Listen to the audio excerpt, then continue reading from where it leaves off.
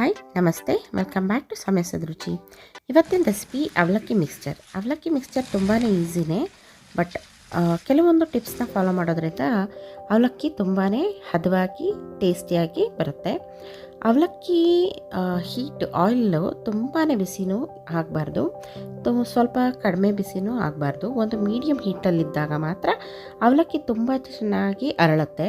Heat ಜಾಸ್ತಿ ಆದ್ರೂ ಅವಲಕ್ಕಿ ಚೆನ್ನಾಗಿ ಅರಳಲ್ಲ, ಮತ್ತು ಹೀಟ್ ತುಂಬ ಕಡಿಮೆ ಆದರೂ ಕೂಡ ಅವಲಕ್ಕಿ ಅರಳೋದಿಲ್ಲ. ಸೊ ಆದ್ದರಿಂದ ಹೀಟ್ ನೋಡಿಕೊಂಡು ಮ್ಯಾನೇಜ್ ಮಾಡಿಕೊಂಡು ಅವಲಕ್ಕಿನ ಆಯಿಲಲ್ಲಿ ಫ್ರೈ ಮಾಡ್ಕೋಬೇಕು. ಆವಾಗ ತುಂಬ ಚೆನ್ನಾಗಿ ಪೂರಿ ಥರ ಅರಳುತ್ತೆ.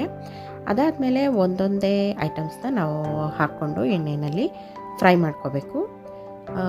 ಕಡಲೆಬೀಜ ಹಾಕ್ಕೊಂಡಿದ್ದೀನಿ ನಾನು. ಕಡಲೆಬೀಜ ಈ ಥರ ನೀಟಾಗಿ ಈವನಾಗಿ ಫ್ರೈ ಮಾಡ್ಕೊಂಡ್ಮೇಲೆ ಹುರ್ಗಡ್ಲೆ, ಅದಾದಮೇಲೆ ಇದಕ್ಕೆ ಗೋಡಂಬಿ ಕೂಡ ಹಾಕ್ಕೋಬೋದು, ಅಥವಾ ಬಾದಾಮಿ ಹಾಕೋರು ಹಾಕ್ತಾರೆ, ದ್ರಾಕ್ಷಿ ಹಾಕೋರು ಸಹ ಹಾಕೋಬೋದು.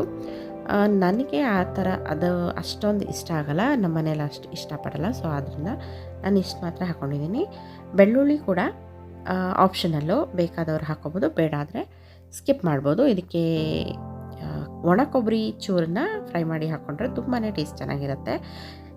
ಈಗ ಉಪ್ಪು, ಖಾರ ಮತ್ತು ಒಂದೇ ಒಂದು ಸೀಕ್ರೆಟ್ ಇಂಗ್ರೀಡಿಯೆಂಟ್ ಅಂದರೆ ಸಕ್ಕರೆ ಹಾಕೋದ್ರಿಂದ ಹೊರಗಡೆ ನಾವು ತರ್ತೀವಲ್ಲ ಅದೇ ಥರನೇ ಟೇಸ್ಟು ತುಂಬಾ ಚೆನ್ನಾಗಿ ಬರುತ್ತೆ. ಸೊ ಆದ್ದರಿಂದ ಸಕ್ಕರೆನ ಸ್ಕಿಪ್ ಮಾಡಬೇಡಿ. ಈ ವಿಡಿಯೋ ಇಷ್ಟ ಆಗಿದರೆ ಲೈಕ್ ಮಾಡಿ, ಶೇರ್ ಮಾಡಿ, ಕಾಮೆಂಟ್ ಮಾಡಿ. Thank you for the watching. See you in the next video.